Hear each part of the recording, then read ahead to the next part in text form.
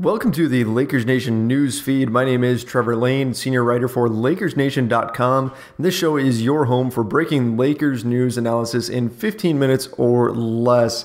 So the big news for the day was the trade of Blake Griffin, a total shocker. Nobody saw this thing coming. Blake Griffin is now a Detroit Piston of all places. He's going to be combining with Andre Drummond in a Pistons front court, and the Clippers get back Tobias Harris, Avery Bradley, Boban Marjanovic, and a first-round pick and a second-rounder, so they got a few things there. We're going to dive into that because I want to get into exactly how this all relates to your Los Angeles Lakers, because trust me, it does. There are some links here that need to be examined from a Lakers perspective. Before we get to that, though, I got to give a quick shout-out to our friends at Simple Contacts. They have partnered with us. They do a phenomenal job of providing contacts directly to your door, and it's super easy to order with them. It's really an enjoyable process, and because they're partnered with us, they're actually giving a super offer. All you got to do is go to simplecontacts.com/LakersNation and you get $30 off your contact lenses. Again,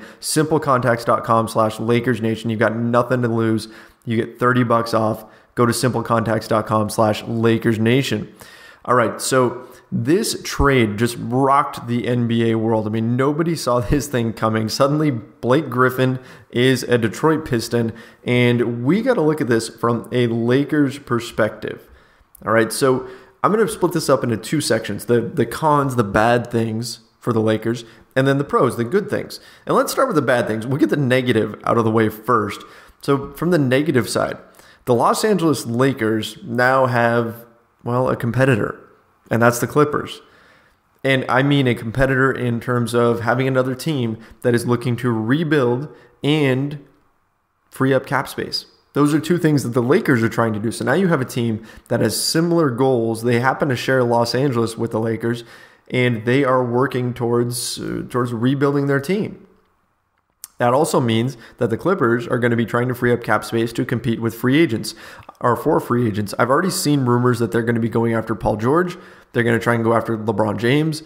I have a hard time believing that. I know they've got some other trades coming, right? We know that the rumor right now is that now that they've traded Blake Griffin, they're probably going to try to send out DeAndre Jordan, who's on an expiring deal, and Lou Williams, who is also on an expiring deal and has been an absolute flamethrower this season. He's just been lighting everyone up and powering my fantasy team.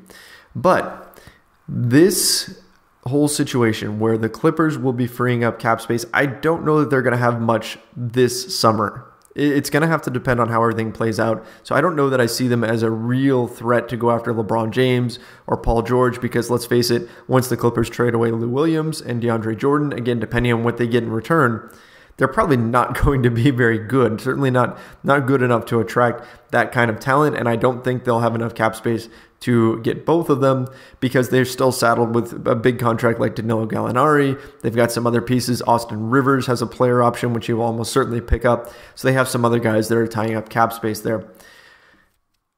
Another reason why this might be a concern is that the Clippers may not have cap space this coming summer, but the following summer they will. 2019, that's when all these contracts start to really drop off. Danilo Gallinari would still be around. It's the gift that keeps on giving, his contract, but he would only have a year on it. So in theory, perhaps the Clippers could find somebody to take that on. And here's the scary part. The Clippers regretfully have Jerry West in the fold.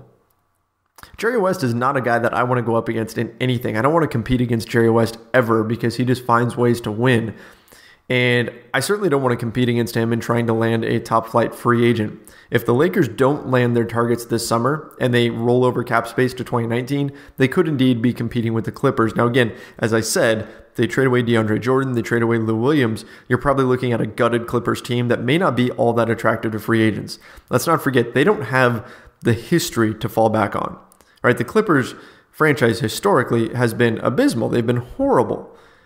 The Lakers have 16 championships. They've got all this glory in the past, and LA is clearly a Lakers town. And going to the Clippers means you're going to be on that kind of that other team, that forgotten team. So there's certainly benefits to joining the Lakers, but still, again, that Jerry West factor makes me at least a little bit uncomfortable. I wouldn't want to compete against him, even though the Clippers, at their best during the Chris Paul, Blake Griffin, DeAndre Jordan era, they won a grand total of, what was it? How many championships did they win? Oh, zero. Zero championships during that whole era. In fact, they hung a couple of Pacific Division banners, but that was about it. So they didn't get a whole lot done. So I'm not too worried, but still, yeah, Jerry West. I don't want to compete against him. That's for sure. So that's the one negative here. Jerry West is now going to have cap space to go and use when he is trying to convince free agents to go join those Los Angeles Clippers. A little bit of concern there. All right, enough of the negative. Let's get on to the positives, the pros. First and foremost, I'm surprised the Clippers did this because of what the standings look like right now. As of this moment, those Los Angeles Clippers, I thought, were the team that were going to make a push towards the playoffs, right? Because just the other day, we talked about this, DeMarcus Cousins tore his Achilles. That means that the New Orleans Pelicans, who are currently sitting in 6th, have a decent shot at actually dropping out of the playoff race, whereas the LA Clippers are sitting in 9th place. They would almost certainly inherit that spot from the Pelicans. In fact, just the other night, the Clippers picked up a win over the Pelicans, so the race got even closer. Yet now it appears the Clippers are ready to pack it up, and they're going to be tanking for a draft pick if they trade DeAndre Jordan and Lou Williams. They're going to be trying to get the highest draft pick possible. So if the Pelicans start to falter, which I still give them about a 50-50 shot of making the playoffs, but if they begin to falter and the Clippers are no longer in the race, who does that leave? Well, it leaves the Utah Jazz, who are currently sitting in 10th place at a record of 21-28. And, your Los Angeles Lakers, the record of 19 wins and 30 losses. Now, obviously, there's still a couple games behind the Jazz there, and the Clippers would have to fall off quite a bit, and the Pelicans would have to fall off. But you know what? Hey, the Lakers' playoff window just creaked open a little bit further. I would still say it's not likely they make the playoffs, but man, if the Pelicans fall off and the Clippers do too, they may have a shot. How big of a deal is this? Well, I mean, on one hand, it's not that big of a deal, right? Because if they wind up in that 8th seed, let's say, which is probably the way they would get into the playoffs, just squeak into that 8th seed, that means they're matched up in the first round with the Golden State Warriors. They've played the Warriors tough this season, but let's face it, playoff Golden State Warriors is a different level. So they would be favored to be swept. I have no doubt about that. And it would probably happen. Let's just be real here. And that's not speaking ill on the Lakers. That's just reality. But that would be some phenomenal experience for a young team. And also for a team that's looking to sell free agents on, hey, we are the next big thing. We're going to be this up-and-coming team. Squeaking into the playoffs could be a very good thing. Because then you can say to LeBron, you can say to Paul George, hey, look, guys, we made the playoffs without you. Imagine what we can do with you. We could be a real contender with you. So could be a good part for a good little feather in the cap of Magic Johnson for the free agent pitch that they're going to be delivering next summer if they do squeak into the playoffs. So if the Clippers do end up going full tank mode, rebuilding, sell off DeAndre Jordan and Lou Williams, then yeah, I mean, the Lakers could potentially have a more legit shot at making the playoffs. As crazy as it sounds, they could perhaps squeak into those Western Conference playoffs. Now, another positive is that the Clippers rebuilding, them taking steps backwards, means that LA is now officially dominated by the Lakers once again. Not that it ever wasn't. I mean, LA has always been a Lakers town. There's no question about that. Right? There's always been more Lakers fans, and Laker loyalty runs strong in Los Angeles. But for the past few years, the Clippers have been able to say, well, yeah, you may have more fans and the bigger following and the history and all that, but right now our team is better. That's not going to be the case if they get rid of DeAndre Jordan and Lou Williams. I mean, again, depending on what they get back, but most likely they're going to get rebuilding pieces. They're going to get future picks, things of that nature. Hey, the Lakers are the best basketball team in Los Angeles once that happens. The Clippers would have no claim to LA at all. So, I mean, does that matter that much? No. I mean, the Clippers never even really made much of a dent in the Lakers fan base. Even when they were playing well and they were making headway in the playoffs and all that, and the Lakers were sitting at home, they still didn't really cut into the Lakers fan base at all. But still, something to note. I think another positive is that the Lakers did not trade Jordan Clarkson for Avery Bradley. Avery Bradley ended up being in this deal, and before the deal went down, earlier this morning, the rumor was that the Lakers had approached the Detroit Pistons with an offer of Jordan Clarkson for Avery Bradley. Jordan Clarkson, his contract goes another 2 years after this one, and he's owed $26 million. So the appeal to the Lakers was that you would be clearing salary cap space.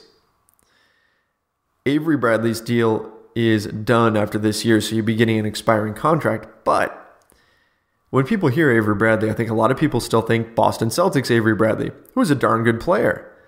The guy could hit threes, he could create a little bit, played phenomenal defense. Good guy, somebody that you'd want to have on your team. Detroit Pistons Avery Bradley, the player we've seen this season, ain't that guy. Avery Bradley, the one that we've seen this season, has struggled, and in just about every advanced metric, Jordan Clarkson is the better player. By far. It's not close. I think this is a good thing that the Lakers didn't end up making that swap. That it didn't end up happening because Bradley ended up getting used in this other trade. I can see the rationale for eventually clearing cap space and moving Clarkson. I think maybe it does happen at some point. Maybe it even happens at the trade deadline. But I would be more in favor of hanging on to him depending on what the return is. Because Jordan Clarkson, as we've seen over the last few weeks, has been a big part of what the Lakers have accomplished now that they've started winning games again. Jordan Clarkson has been a major part of that coming off the Lakers bench. I think he does some things that are very crucial to his team, especially as far as creating shots goes and creating looks for others. Jordan Clarkson has been that guy off the bench for the team, and I don't know that they're going to find somebody like that in a trade, particularly if they are demanding an expiring contract come back so that they can free up more cap space. So I would be more in favor of keeping Clarkson through the summer and then making a deal if you need to. Let this team grow, let this team win as much as possible this season right now when they have no draft pick, and so they have no reason not to. So again, I think it's a positive that Avery Bradley gets moved in this other deal. That way the Lakers don't end up swapping Jordan Clarkson for him. Still keep an eye on Jordan Clarkson as we get closer to the trade deadline because it's obvious the fact that this rumor broke that the Lakers are indeed shopping him. Now, one last thing before I get out of here. Zach Lowe mentioned in his piece for ESPN.com that the Lakers didn't even really consider taking some of their expiring deals like Brook Lopez and swapping those out for Blake Griffin, or at least trying to make a deal work. And that got me thinking, what if the Lakers decide to just go for it right now? We've been hearing for so long that they want 2 max contracts this summer, but you know what? The best way to attract a superstar is to already have one on your roster. That's the best way to do it. That's how you get another star to come on board in free agency. And the Lakers' plan so far has been to go to Paul George, go to LeBron James, and say, hey, why don't you guys come to LA as a package deal? You can come together. But you know what? All it takes is just one of them to say no, and the whole thing falls apart. Because LeBron James isn't coming by himself. Paul George isn't coming by himself. That's not happening. So, what if the Lakers could find a trade out there? I'm not saying it would be easy, but what if at the trade deadline here, while they are trying to clear cap space on one hand, what if at the same time they're listening and they're looking for opportunities to maybe land a win now piece? Somebody that might attract a star, somebody that might bring LeBron James to LA or might bring Paul George to LA because they look at the team and they say, oh man, with that guy in there, I can go and then we can really be something. Just a thought. Again, it wouldn't be easy to maintain max cap space and make a move like that. To have enough room for another max free agent to come on board, they would almost certainly have to include their long-term contracts in the deal so that they wouldn't be taking on too much salary. So we're talking about like Jordan Clarkson, Larry Nance Jr., guys like that have contracts that run past this year. But still, there may be some names popping up. I mean, hey, nobody thought Blake Griffin was getting moved. He just signed a new contract so he could be a Clipper for life. That was like 5 months ago. And now he is a Detroit Piston. So much for a Clipper for life. Never say never in the NBA. So who knows? Maybe the Lakers will shock us and pull off some big move to land somebody here at the deadline that can help them lure in a free agent. Again, this is total speculation on my part, but just something that I'm curious about. And I'd love to hear from you guys. Hit me up on Twitter at Trevor_Lane. Let me know what you think. Would you be in favor of the Lakers doing that, trying to make a win now move that could potentially allow them to reel in a star free agent? Do you think that would be a good way to go? Or should they just preserve cap space at all costs, stick with the team that they've got right now, and then roll into the summer and hope that Magic Johnson and Rob Pelinka can close and bring in some guys like LeBron, like Paul George, maybe DeMarcus Cousins if they feel like his Achilles is okay. A lot of options here for these Los Angeles Lakers. All right, guys, that's about it for this episode. Don't forget, head over to simplecontacts.com/LakersNation. Get $30 off your contacts. I am sure we will be doing a lot more of these shows because, well, the trade deadline's coming up and the rumors are going to be coming fast and furious. I have no idea what tomorrow is going to bring, and that this is what I love so much about the NBA. Anything can happen at any time, so buckle up, everybody. Trade deadline is coming. Once again, my name is Trevor Lane, and this has been the Lakers Nation news feed. Make sure you head over to LakersNation.com for all the latest breaking news. See ya.